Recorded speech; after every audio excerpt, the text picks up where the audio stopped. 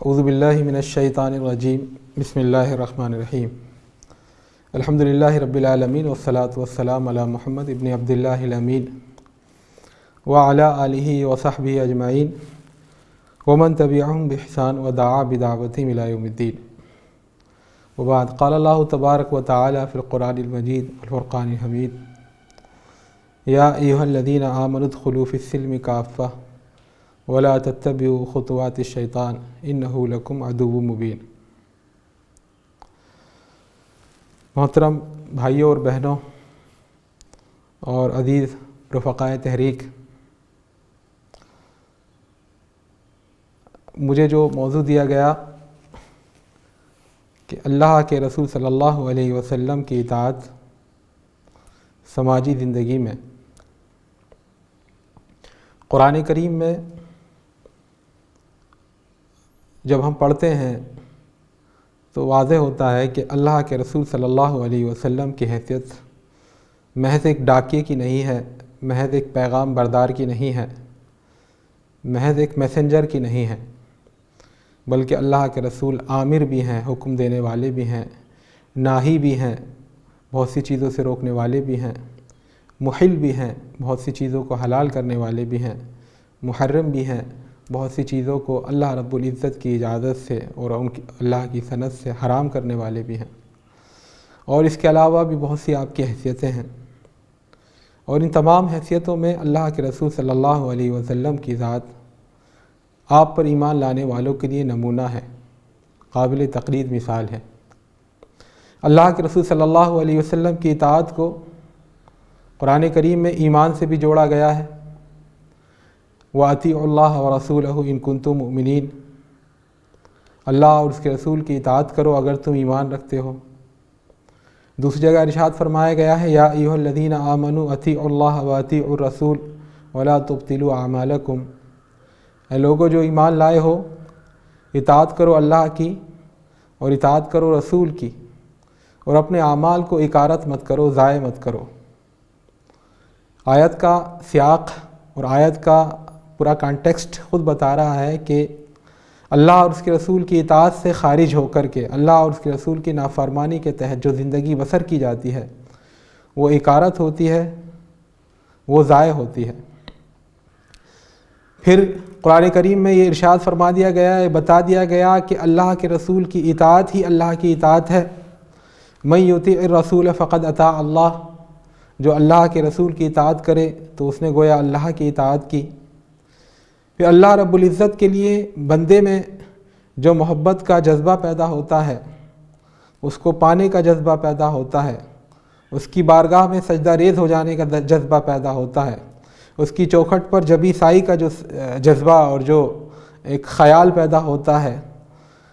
اس محبت بھرے جذبے کو اللہ رب العزت نے اپنے رسول کی اطاعت کی طرف مبذول کرا دیا ہے، اس کی طرف پھیر دیا ہے۔ ارشاد فرمایا گیا قل ان کنتم تحبون اللہ فاتبعونی یحببکم اللہ ویغفر لکم ذنوبکم، آپ کہہ دیئے کہ اگر تم اللہ سے محبت کا دم بھرتے ہو، اللہ سے محبت کا دعویٰ کرتے ہو، تو اس محبت کا عملی ثبوت یہ ہے کہ تم میری اتباع کرو۔ اس کا رزلٹ کیا نکلے گا، اس کا نتیجہ کیا آؤٹ ہوگا؟ یحببکم اللہ، اللہ تعالیٰ تم سے محبت کرنے لگے گا اور تمہارے گناہوں کو معاف فرما دے گا۔ قرآن کریم میں ان لوگوں کو سخت دھمکی سنائی گئی ہے جو جانتے بوجھتے اللہ کے رسول صلی اللہ علیہ وسلم کے کسی حکم سے سرتابی کرتے ہیں اور نافرمانی کرتے ہیں۔ ارشاد فرمایا گیا فَلْيَحْذَرِ الَّذِينَ يُخَالِفُونَ عَنْ أَمْرِهِ أَن تُصِيبَهُمْ فِتْنَةٌ أَوْ يُصِيبَهُمْ عَذَابٌ أَلِيمٌ، تو ہوشیار رہنا چاہیے، چوکنے رہنا چاہیے، ڈرتے رہنا چاہیے ان لوگوں کو جو اللہ کے رسول کے حکم کی سرتابی کرتے ہیں، نافرمانی کرتے ہیں، اس کو نہیں مانتے ہیں۔ کس بات سے ہوشیار رہنا چاہیے؟ اس بات سے کہ ان کو کوئی آزمائش نہ آ پکڑے، کوئی فتنے میں وہ مبتلا نہ ہو جائیں، یا ان کو دردناک عذاب نہ آ جائے۔ قرآن کریم میں اس بات کا اعلان کر دیا گیا کہ اللہ کے رسول کی صرف ظاہری اطاعت ہی مقصود نہیں ہے، بلکہ اللہ کے رسول کی قلبی اور روحانی اور وجدانی اطاعت بھی ضروری ہے۔ آپ صلی اللہ علیہ وسلم کی لائی ہوئی شریعت کے کسی حکم کو صرف ظاہری طور پر مان لینا ہی کافی نہیں ہے، بلکہ دل میں بھی اس پر عمل کی آمادگی ہونی چاہیے، اس کی پسندیدگی کا جذبہ ہونا چاہیے۔ ارشاد فرمایا گیا فلا وربک لا یؤمنون حتی یحکموک فیما شجر بینہم ثم لا یجدوا فی انفسہم حرجا مما قضیت ویسلموا تسلیما۔ اللہ رب العزت قسم کھا کر کہتا ہے کہ قسم ہے تیرے رب کی، یہ لوگ ہرگز ایمان والے نہیں ہو سکتے جب تک کہ یہ اپنی زندگی کے تمام مسائل میں، تمام تنازعات میں، تمام جھگڑوں میں، تمام خصومتوں میں، تمام ان باتوں میں جس میں ان کی رائے مختلف ہو، ان تمام چیزوں میں جب تک یہ آپ کو فیصل نہ بنا لیں، حکم نہ بنا لیں، جج نہ بنا لیں، قاضی نہ بنا لیں، اور تب تک یہ لوگ مومن نہیں ہو سکتے۔ اور پھر اتنا ہی کافی نہیں ہے، ثم لا یجدوا فی انفسہم حرجا مما قضیت، پھر ان کے اندر، ان کے دلوں میں آپ صلی اللہ علیہ وسلم کے کسی فیصلے کے لیے کوئی تنگی محسوس نہ ہو، کوئی انقباض نہ ہو، کوئی کبیدگی نہ ہو، کوئی برا ماننے والی بات نہ ہو، اور یہ سر تسلیم خم کر دیں، اپنے رب کے آگے سجدہ ریز ہو جائیں، اپنے رسول کے حکم کے آگے سر اطاعت، سر تسلیم خم کر دیں۔ اللہ کے رسول نے بھی ارشاد فرمایا کل امتی یدخلون الجنۃ الا من ابا، قالوا ومن ابا یا رسول اللہ صلی اللہ علیہ وسلم، قال من اطاعنی دخل الجنہ ومن عصانی فقد ابا۔ آپ نے فرمایا میری امت کا ہر فرد انشاءاللہ پوری میری امت جنت میں داخل ہوگی سوائے ان چند لوگوں کے جو انکار کر دیں۔ صحابہ کرام نے تعجب سے کہا بھلا جنت میں جانے سے کون انکار کرے گا یا اللہ کے رسول؟ کہا، آپ نے فرمایا جو میری اطاعت کرے، میری اتباع کرے، زندگی میرے نہج کے مطابق گزارے، وہ میری اطاعت کرنے والا ہے اور جنت میں وہ داخل ہوگا۔ البتہ جو میرے ساتھ میرے حکم کی نافرمانی کرے، مجھے پیغمبر ماننے کے باوجود میرے احکام کی تعمیل نہ کرے، گویا کہ اس نے انکار کیا میری اطاعت سے، اور اس طرح انکار کیا اس نے جنت میں جانے سے۔ اور قرآن کریم میں سورہ احزاب میں تو صاف صاف فرما دیا گیا لقد کان لکم فی رسول اللہ اسوۃ حسنہ لمن کان یرجو اللہ والیوم الآخر وذکر اللہ کثیرا، یقیناً تمہارے لیے اللہ کے رسول صلی اللہ علیہ وسلم کی ذات میں اسوہ حسنہ موجود ہے، ایک زندگی گزارنے کا بہترین نمونہ موجود ہے ہر اس شخص کے لیے جو آخرت کا طلبگار ہو اور جو اللہ کی رحمت کا طلبگار ہو اور اللہ کو خوب یاد رکھنے والا ہو۔ تو میرے دوستوں اور ساتھیوں، قرآن کریم کی ان آیات اور اللہ کے رسول کے ارشادات سے یہ بات تو طے ہو جاتی ہے کہ آپ صلی اللہ علیہ وسلم کی حیثیت ہمارے لیے مطاع کی ہے، ہمارے لیے مقتدا کی ہے، ہمارے لیے امام کی ہے، ہمارے لیے آئیڈیل کی ہے، آدرش کی ہے، جس کو سامنے رکھ کر ہمیں اپنی زندگی گزارنی ہے۔ بچپن میں ہم نے ایک کہانی پڑھی تھی، آپ نے بھی وہ کہانی سنی ہوگی، اور عام طور پہ بچوں کو کہانی سنائی جاتی تھی۔ وہ کہانی یہ تھی کہ کسی گاؤں میں ایک ہاتھی پہنچا۔ اس گاؤں میں مختلف ہاتھی اس سے پہلے نہیں آیا تھا، لوگ دیکھنے آیا، تو اس گاؤں میں 4 یا 5 افراد ایسے بھی تھے جن کی بینائی نہیں تھی، جو آنکھوں سے محروم تھے۔ انہوں نے بھی کہا ہم بھی ہاتھی دیکھنا چاہتے ہیں۔ لوگ ان کو ہاتھی کے پاس لے گئے تو کسی نے ہر ایک نے ہاتھی کو ٹٹول کر دیکھا، تو کسی کا ہاتھ ہاتھی کی سونڈ پر پڑا، کسی کا ہاتھ ہاتھی کے پیر پر پڑا، کسی کا ہاتھ ہاتھی کے پیٹ پر پڑا، کسی کا ہاتھ ہاتھی کے کان پر پڑا، اور کسی کا ہاتھ ہاتھی کی دم پر پڑا۔ بعد میں جب لوگوں نے پوچھا کہ بھائی آپ نے ہاتھی کو دیکھا تو کیسا پایا، تو کسی نے کہا کہ جس کا ہاتھ سونڈ پر پڑا تھا اس نے کہا کہ مڑی ہوئی ربڑ کی مانند ہے ہاتھی۔ جس کا ہاتھ اس کے پیٹ پر پڑا تھا اس نے کہا نہیں بہت بڑی دیگ کی مانند ہے، بہت بڑی دیگ کی مانند ہے ہاتھی۔ تیسرے جس کا ہاتھ اس کے پیر پر پڑا تھا اس نے کہا نہیں ہاتھی ایک کھمبے کی مانند ہے، جو بہت طاقتور و توانا کھمبا ہوتا ہے اس کی طرح ہے۔ جس کا ہاتھ اس کے کان پر پڑا تھا اس نے کہا نہیں ہاتھی تو ایک بڑے پتے کی طرح ہے، اور جس کا ہاتھ اس کی دم پر پڑا تھا اس نے کہا کہ ہاتھی تو جھاڑو کی طرح ہے، جس میں جھاڑو ہوتی ہے، جیسے اس میں بال ہوتے ہیں، اس میں تنکے ہوتے ہیں، ایسا ہے۔ تو یہ ایک مداحیہ کہانی ہے، لیکن افسوس کے ساتھ کہنا پڑتا ہے کہ ادھر کچھ سالوں سے یا کچھ دہائیوں سے یا شاید 100 سال سے ہم مسلمانوں نے بھی اللہ کے رسول کے اسوے کے ساتھ، اللہ کے رسول کی لائی ہوئی شریعت کے ساتھ، اللہ کے رسول صلی اللہ علیہ وسلم کے لائے ہوئے نظام زندگی کے ساتھ اللہ کے رسول صلی اللہ علیہ وسلم جس دین کو لے کر آئے اس دین کے ساتھ ہم نے وہی رویہ اور وہی طرز عمل اختیار کر رکھا ہے جو کچھ نابینا حضرات نے اس ہاتھی کے ساتھ اختیار کیا تھا۔ دین جو دین اسلام ہے یہ مکمل نظام زندگی ہے، زندگی کے ہر جزیے سے بحث کرتا ہے، ہر پہلو سے بحث کرتا ہے، ہر گوشے سے بحث کرتا ہے۔ زندگی کی تمام سرگرمیوں پر اس کے احکامات حاوی ہیں۔ دین کو علماء کرام نے غور و خوض کے بعد اور قرآن و سنت کی نصوص کا استقرائی اور استیابی اور انکلوزیو مطالعہ کرنے کے بعد اس نتیجے تک پہنچے ہیں کہ دین کی تعلیمات کو 6 بڑے شعبوں میں تقسیم کیا جا سکتا ہے۔ دین نام ہے عقائد کا، دین نام ہے عبادات کا، دین نام ہے معاملات کا، دین نام ہے معاشرتی زندگی کا، سماجی زندگی کا، اور دین نام ہے سیاست کا، نظم و تدبیر کا، نظام حکمرانی کا، اور اسی طرح دین نام ہے اخلاقیات کا۔ ہمارا معاملہ یہ ہے کہ ہم نے دین کے ان تمام شعبوں کو من و عین قبول کرنا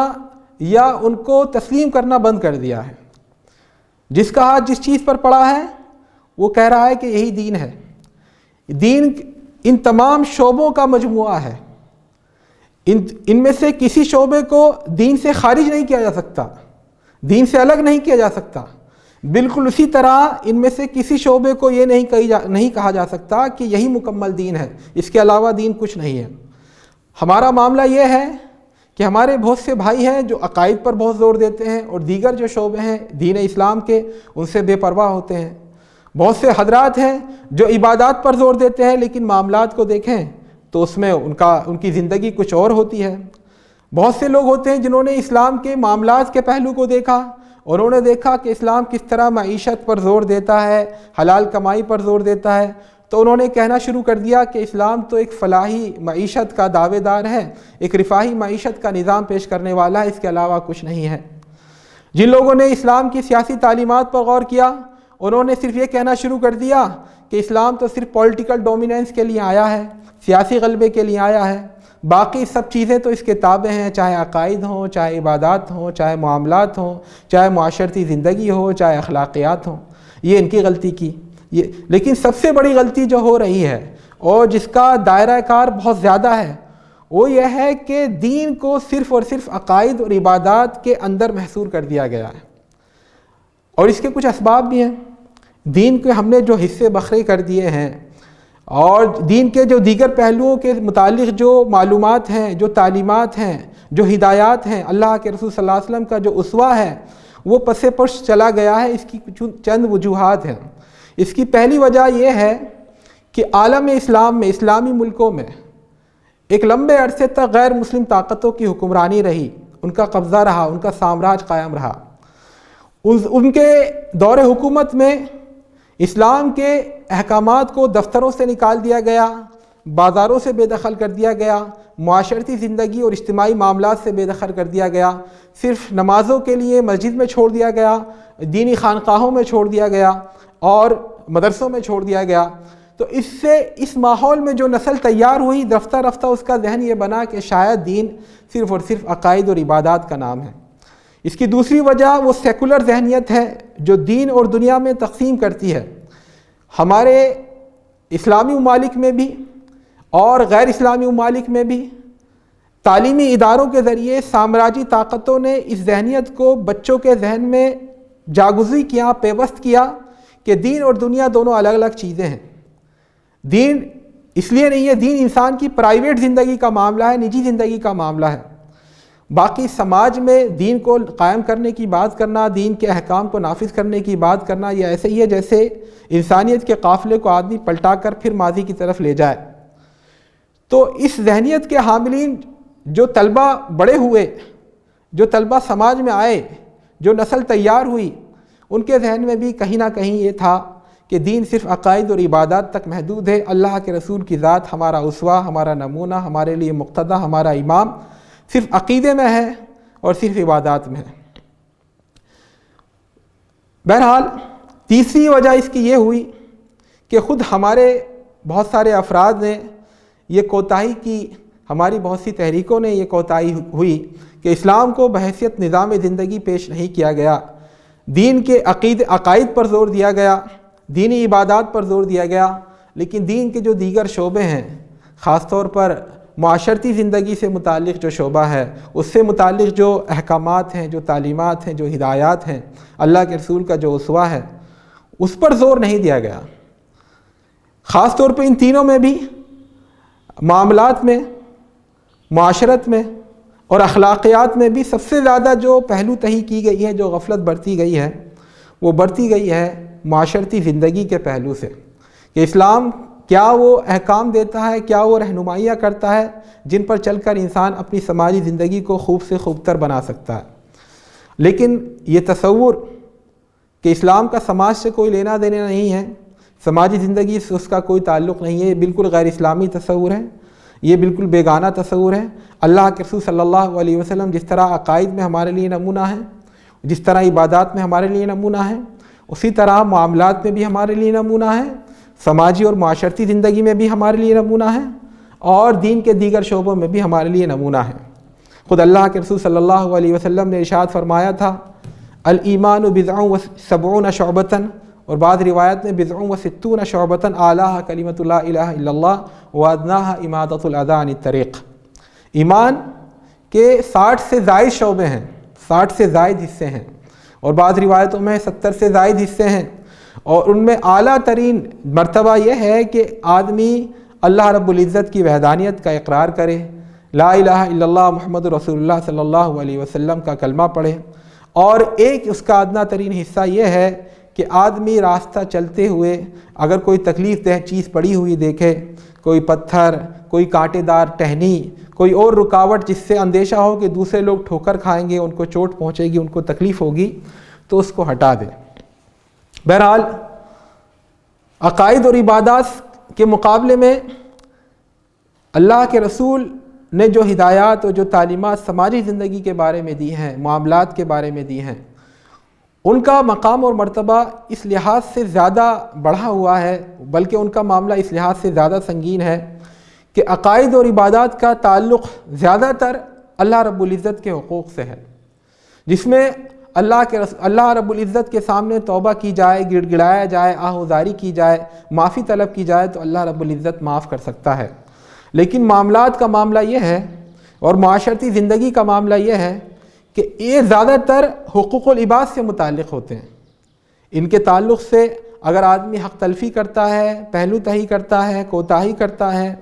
اور اسلامی تعلیمات پر عمل نہیں کرتا، تو کسی نہ کسی کا حق مارتا ہے، اور حق جب کسی کا مارا جائے تو جب تک صاحب حق اس کو معاف نہ کر دے تب تک وہ معاف نہیں ہوتا۔ صرف توبہ کر لینے سے، صرف رونے گڑ گڑا لینے سے وہ معاف نہیں ہوتا۔ اس کے معافی کی صرف 2 صورتیں ہیں، یا تو صاحب حق کو حق دے دیا جائے، اس کا جو حق تھا اس تک پہنچا دیا جائے، یا پھر اس سے مل کر معافی طلب کی جائے اور وہ معاف کر دے۔ تو میرے دوستوں اور ساتھیوں، اللہ کے رسول صلی اللہ علیہ وسلم جس دین کو لے کر آئے ہیں، جو شریعت لے کر آئے ہیں، آپ کا جو اسوہ آپ نے پوری نوع انسانی کے لیے دیا ہے، وہ پوری زندگی سے بحث کرتا ہے۔ ایسا نہیں ہے کہ صرف عقائد تک آپ کا زور ہو، اور صرف جو ہے عبادات تک آپ تاکید فرمائیں، بلکہ سماجی زندگی کے متعلق بھی آپ صلی اللہ علیہ وسلم کی زندگی اور آپ کا نمونہ ہمارے لیے مقتدیٰ ہے، ہمارے لیے آپ امام ہیں۔ اللہ کے رسول نے سماجی زندگی کے بارے میں بہت ساری ہدایات دی ہیں، بہت ساری رہنمائیاں فرمائی ہیں، لیکن ایک اصل الاصول، ایک بنیادی تعلیم ہے جو اسلام کی تمام سماجی تعلیمات میں جس کی روح رچی اور وسیع ہوئی ہے۔ وہ بنیادی تعلیم کیا ہے؟ وہ ہے آپ صلی اللہ علیہ وسلم کا ارشاد کہ المسلم من سلم المسلمون من لسانہ و یدہ۔ مسلمان وہ ہے جس کے ہاتھ اور زبان سے دیگر مسلمان محفوظ رہیں، صحیح سالم رہیں۔ یعنی بندہ مسلمان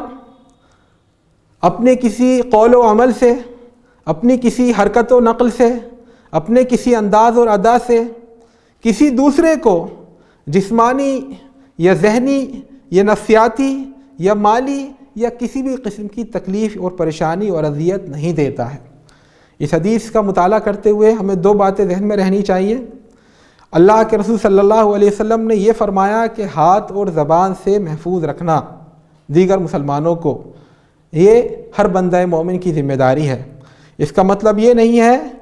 کہ پیر سے کسی کو مارنا درست ہے، یا تحریر لکھ کر کے کسی کو تکلیف پہنچانا درست ہے۔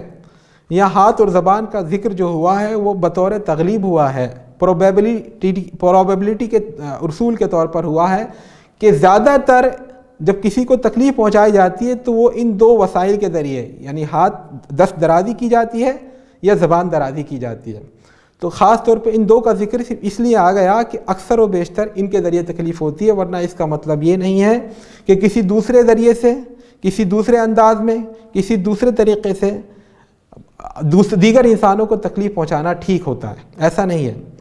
دوسری بات یہ ہے کہ اس میں مسلمانوں کا تذکرہ ہوا ہے، من سلیم المسلمون، لیکن اس کا مطلب یہ نہیں کہ غیر مسلموں کو تکلیف پہنچانا یا ان کو اذیت میں ڈالنا یہ درست ہے، ایسی بات نہیں ہے۔ چونکہ مسلمان عام طور پر مسلم معاشرے میں رہتے ہیں، مسلم لوکیلٹی میں رہتے ہیں، مسلم بستی میں رہتے ہیں، اس لیے ادراہ تغلیب، بطور تغلیب یہ بات کہہ دی گئی، ورنہ قرآن و سنت کی جو دیگر نصوص ہیں، قرآن کی جو آیات ہیں، اللہ کے رسول کی جو تعلیمات ہیں، اور آپ کی زندگی جو پوری موجود ہے اس کو سامنے رکھیں تو فقہاء نے، علماء دین نے یہ اصول نکالا ہے کہ مسلمان غیر مسلموں کے تعلق سے بھی وہی رویہ اختیار کیا جائے گا جو مسلمانوں کے تعلق سے اختیار کیا جاتا ہے۔ یقیناً عقائد میں غیر مسلموں کی ہمنوائی نہیں کرنی ہے، عبادات میں غیر مسلموں کی ہمنوائی نہیں کرنی ہے، لیکن فقہاء کرام فرماتے ہیں معاملات میں اور اخلاقیات میں یہ دو باب ایسے ہیں جس میں مسلمان اور غیر مسلم میں کوئی فرق نہیں ہے۔ جیسا معاملہ، یعنی آپ شراب نہیں خرید سکتے ہیں مسلمان سے اور نہیں بیچ سکتے مسلمان کو، تو یہی حکم غیر مسلم کے لیے بھی ہے۔ جس طرح اخلاقیات، قولوا للناس حسنا، اچھی بات کہنا یا خندہ پیشانی سے ملنا، ملاقات کرنا، ان تلقى اخاك بوجه طلق، یہ جس طرح مسلمانوں کے لیے اپلیکیبل ہے اسی طرح غیر مسلم برادران وطن کے لیے بھی اپلیکیبل ہے۔ اسی طرح بیشتر اسلام کی جو معاشرتی تعلیمات میں ہیں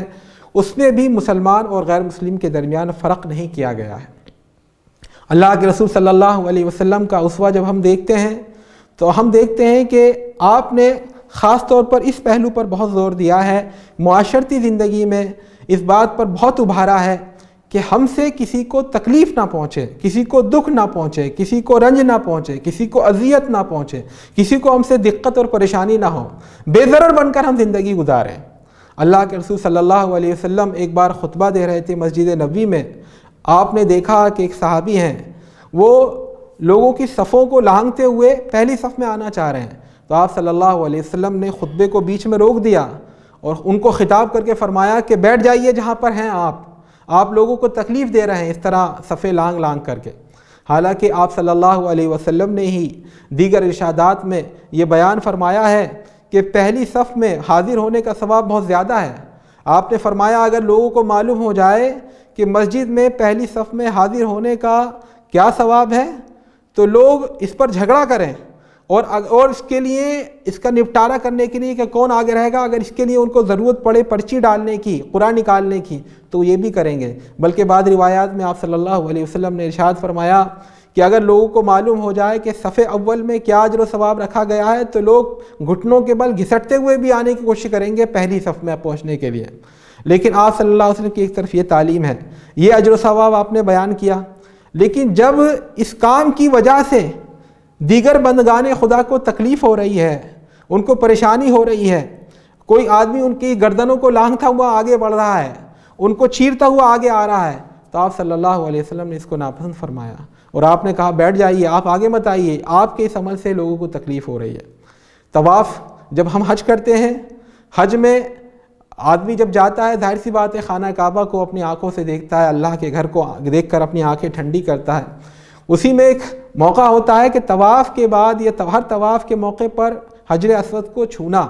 اور حجر اسود کی فضیلت میں بہت ساری حدیثیں آئی ہیں۔ اللہ کے رسول کا یہ بھی ارشاد ہے کہ حجر اسود جب دنیا میں آیا تھا جنت سے، یہ جنت کا ایک پتھر ہے، اور جب یہ دنیا میں آیا تھا تو سفید تھا، لیکن لوگوں نے اس کو جب چوما تو ابنائے آدم یعنی ذریت آدم کے گناہوں کی وجہ سے یہ سیاہ ہوتا چلا گیا۔ بہرحال حجر اسود کا ایک مقام اور اس کا ایک مرتبہ ہے، جن لوگوں نے اس کا بوسہ دیا وہ اس کو محسوس بھی کرتے ہیں کہ اس کو چھونے کے بعد ایک عجیب کیفیت طاری ہوتی ہے، ایک عجیب طرح کی پیورٹی اور ایک طرح کی پاکیزگی کا احساس ہوتا ہے۔ اور اس کا آدمی ظاہر سی بات ہے کہ آدمی دنیا میں رہتے ہوئے جنت کے کسی پتھر کو چھو لے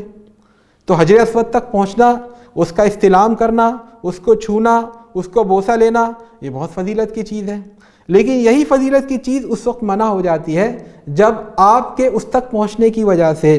کسی دوسرے کو تکلیف ہو۔ آج ہم جب حج پر جاتے ہیں وہاں جو نظارہ دیکھتے ہیں، جو دھکا مکی ہوتی ہے، جو جھگڑا ہوتا ہے، جو کچلے جاتے ہیں، کسی کے کوہنی لگتی ہے، بالکل لڑائی کا ماحول رہتا ہے، یہ سراسر اللہ کے رسول صلی اللہ علیہ وسلم کے اسوے کو، آپ کے نمونے کو ذہن میں نہ رکھنے کی وجہ سے ہے۔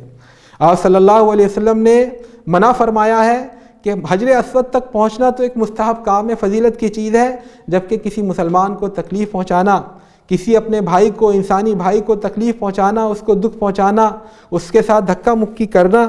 یہ حرام ہے۔ اور کسی مستحب کام کے لیے کسی حرام کام کو کرنا یہ نادانی ہے اور حماقت ہے۔ تو دیکھیے یہ بھی اللہ کے رسول صلی اللہ علیہ وسلم کی ایک تعلیم ہے۔ روزے میں خاص طور پہ سحری کے وقت، رمضان میں سحری کے وقت تہجد کا وقت ہوتا ہے۔ اللہ کے رسول اگر چاہتے تو ایسا ممکن تھا کہ گلی گلی اور محلے محلے لوگ شور مچاتے ہوئے گھومتے کہ اٹھ جائیں سب کے سب، یا مسجد سے ہی اعلان کیا جاتا، یا ڈھول بجایا جاتا، یا پٹاخہ پھوڑا جاتا، یا نعتیں پڑھی جاتی مسجد کے لاؤڈ اسپیکر سے، یہ سب ممکن تھا۔ لیکن اللہ کے رسول نے دیکھا کہ اس میں کچھ بوڑھے بھی ہوں گے سماج میں، جس سماج میں ہم رہ رہے ہیں، کچھ بوڑھے بھی ہوں گے، کچھ کمزور مریض بھی ہوں گے، کچھ شیرخوار بچے بھی ہوں گے جن کی نیند کو ڈسٹرب ہوگا، اور ہو سکتا ہے اگر مخلوط سماج میں مسلمان رہتا ہو تو کچھ غیر مسلمین بھی ہوں۔ تو یہ شور مچانا، یہ چیخنا چلانا نہیں، آپ نے ایسا کچھ نہیں کیا، حالانکہ وہ تہجد کا وقت تھا، اس وقت اٹھانا مستحب ہے۔ اللہ کے رسول نے ارشاد بھی فرمایا ہے کہ بہترین شادی شدہ جوڑا وہ ہے کہ جو تہجد کے وقت اگر شوہر کی آنکھ کھل جائے تو وہ اٹھے اور اپنی بیوی کو جگا دے، اور اس کے اگر وہ نہ اٹھ رہی ہو تو اس کے اوپر ہلکا سا پانی ڈال دے۔ اور بہترین بیوی وہ ہے جو تہجد کے وقت اگر اس کی آنکھ کھل جائے تو اپنے شوہر کو اٹھائے، اور اگر شوہر نہ اٹھے تو اس کے اوپر ہلکا سا پانی ڈال کر اس کو جگائے، حالانکہ یہ بھی ایک فضیلت ہے۔ لیکن آپ صلی اللہ علیہ وسلم نے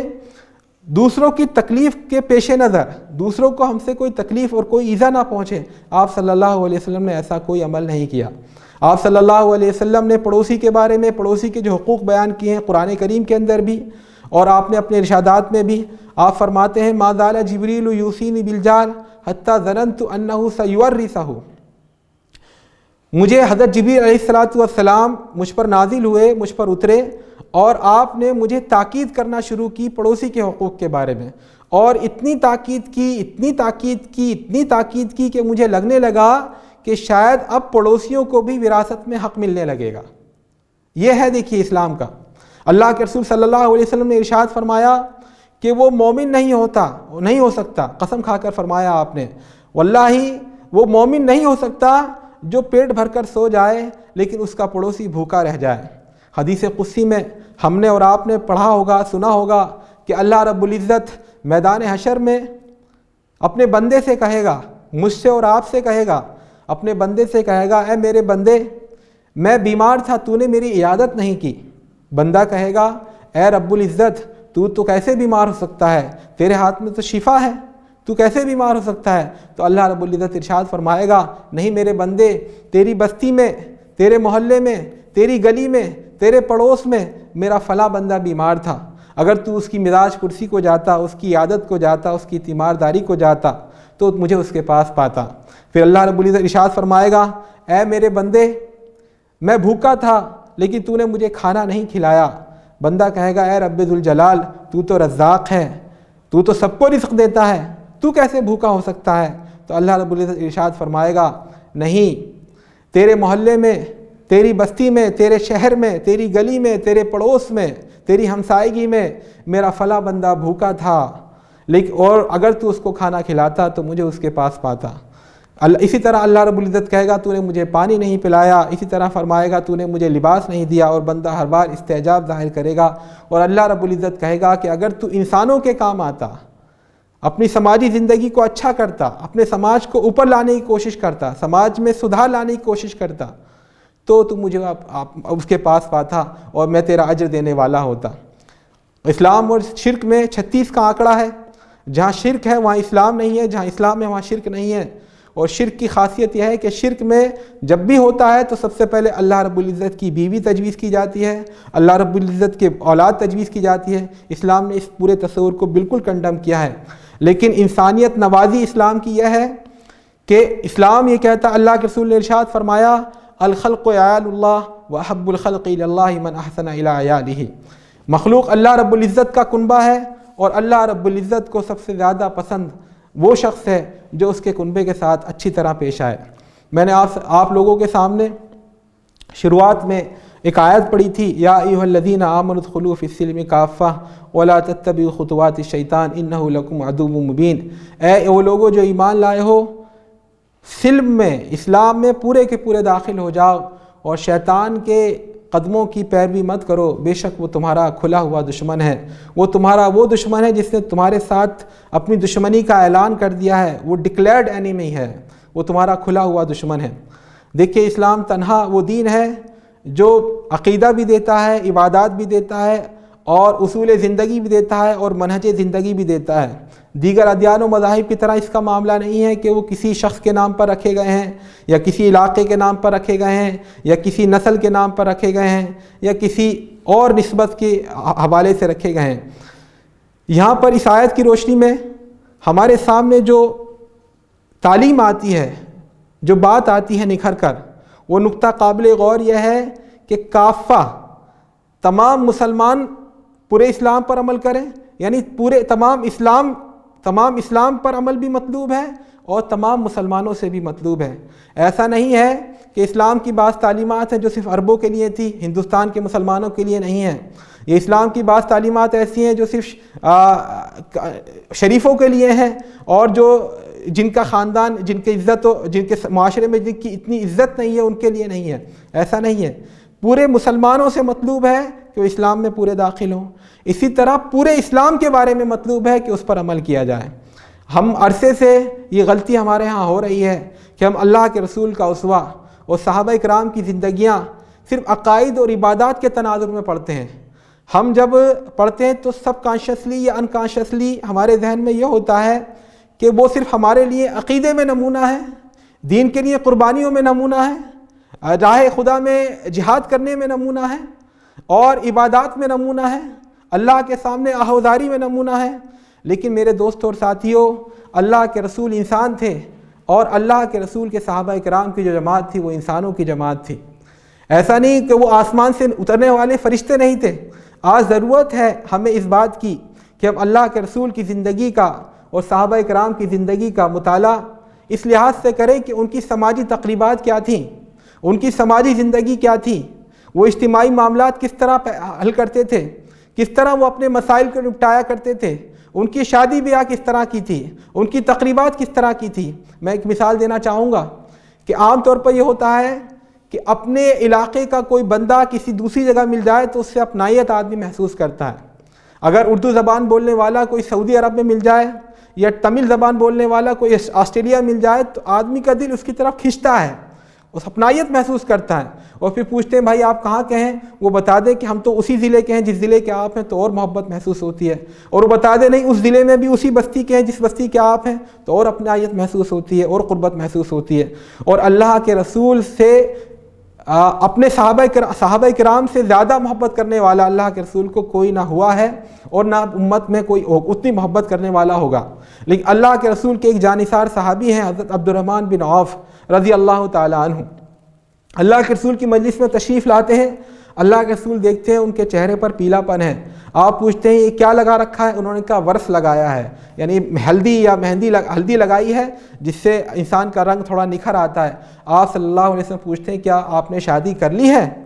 وہ فرماتے ہیں کہ جی ہاں میں نے شادی کر لی ہے۔ تو آپ نے پوچھا کہ پھر ولیمہ کیا؟ آپ نے فرمایا کہ نہیں ابھی میں نے ولیمہ نہیں کیا، تو اللہ کے رسول صلی اللہ علیہ وسلم نے ارشاد فرمایا اولیم ولو بشات، نہیں ولیمہ کیجئے، کیونکہ چاہے ایک بکری ہی کیوں نہ ذبح کرنی پڑے۔ تو اس واقعہ بہت سادہ واقعہ نہیں ہے۔ آپ دیکھیں کہ یہ ہجرت اللہ کے رسول پر ایمان لائے ہیں، اللہ کے رسول ان کے سب سے زیادہ محبوب ہیں، اللہ کے رسول کے دین کی خاطر اللہ کے رسول کے لیے، اللہ کے رسول کی رفاقت کی وجہ سے انہوں نے ہجرت کی ہے، اور دونوں مدینہ منورہ میں مہاجر کی حیثیت سے رہ رہے ہیں، لیکن اس وقت انہوں نے اتنا ضروری نہیں سمجھا کہ اللہ کے رسول کو اپنی شادی کے لیے انوائٹ کریں یا اللہ کے رسول کو اپنی شادی کے بارے میں بتائیں، اور اللہ کے رسول بھی اس کا کوئی برا نہیں مان رہے ہیں۔ کتنی سادہ زندگی تھی، بلکہ اللہ کے رسول کا ارشاد ان کی نگرہوں کے سامنے رہا ہوگا، اعظم النکاح برکتاً ایسرہ مؤونتاً، برکت کے لحاظ سے سب سے بہترین نکاح وہ ہے جس میں سب سے کم خرچ کیا جائے۔ تو یہ ایک نمونہ ہے ہمارے، اس پہلو سے صحابہ کرام کی زندگی کا ہمیں مطالعہ کرنا چاہیے، اس پہلو سے ہمیں اللہ کے رسول صلی اللہ علیہ وسلم کی زندگی کا جائزہ لینا چاہیے اور کمپیئر کرنا چاہیے اس روشنی میں اپنی زندگی کا۔ قرآن کریم میں اللہ رب العزت ارشاد فرماتا ہے افحکم الجاہلیت یبغون ومن احسن من اللہ حکما لقوم یوقنون، کیا یہ جاہلیت کا فیصلہ چاہتے ہیں، اور اللہ سے بڑھ کر کون اچھا فیصلہ کرنے والا ہے ان لوگوں کے لیے جو یقین رکھتے ہوں اللہ رب العزت پر۔ عام طور پر یہ تصور ہے کہ جاہلیت کا مطلب یہ ہے کہ غیر اسلامی نظام، غیر اسلامی عقائد، غیر اسلامی عبادات، نہیں میرے دوستوں اور ساتھیوں، جاہلیت کا مطلب جس طرح اسلام پورے زندگی کے تمام شعبوں پر محیط ہے، اسی طرح جاہلیت اینٹی اسلام جو بھی رویہ ہوگا، جو بھی برتاؤ ہوگا، جو بھی سلوک ہوگا، وہ اس پر یہ جاہلیت کا لفظ محیط ہے۔ اللہ کے رسول کی سیرت کا جب ہم مطالعہ کرتے ہیں تو ہمیں معلوم ہوتا ہے کہ آپ نے صرف عقائد اور عبادات تک جاہلیت کو محدود نہیں کیا۔ ایک بار حضرت ابو ذر رضی اللہ تعالیٰ عنہ نے غصے میں حضرت بلال کو فرما دیا یا ابن سودا، اے کالی عورت کے بچے، یہ ایک سماجی معاملہ تھا، ایک اجتماعی معاملہ تھا، ایک تنازع تھا، ایک جھگڑا تھا جو سماجی زندگی میں عام طور پر پیش آ جاتا ہے، اور زبان سے نکل گیا ہے لفظ کہ اے کالی عورت کے بچے، تو آپ صلی اللہ علیہ وسلم نے حضرت ابو ذر کو خطاب کر کے فرمایا یا ابا ذر انک امرؤ فیک جاہلیہ، اے ابو ذر تم ایسے انسان ہو تمہارے اندر ابھی جاہلیت پائی جاتی ہے۔ تو جاہلیت صرف یہ نہیں کہ آدمی کے عقائد درست نہیں ہیں، جاہلیت صرف یہ نہیں کہ آدمی کی عبادات درست نہیں ہیں، جاہلیت یہ بھی ہے کہ انسان کے سماجی زندگی میں وہ غیر اسلامی خطوط پر عمل کرتا ہے، غیر اسلامی طور طریقوں پر عمل کرتا ہے۔ آپ صلی اللہ علیہ وسلم کا ارشاد ہے من تعزى بعزاء الجاہلیت فاعزوه بہنی ابیہ ولا تکنوا، جو جاہلیت کی نسبت کا حوالہ دے،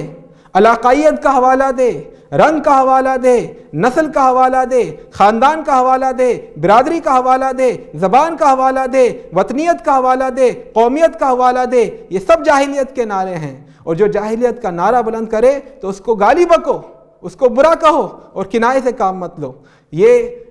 جاہلیت کا نعرہ اٹھانا، علاقائیت کی بنیاد پر تفریق کرنا، زبان کی بنیاد پر تفریق کرنا، یہ اسلام نہیں سکھاتا، یہ سماجی زندگی اسلام کی دی ہوئی نہیں ہے۔ تو میرے دوستوں اور ساتھیوں، میرا وقت ہوا چاہتا ہے، آخری بات کہہ کر میں آپ سے اپنی بات ختم کروں گا۔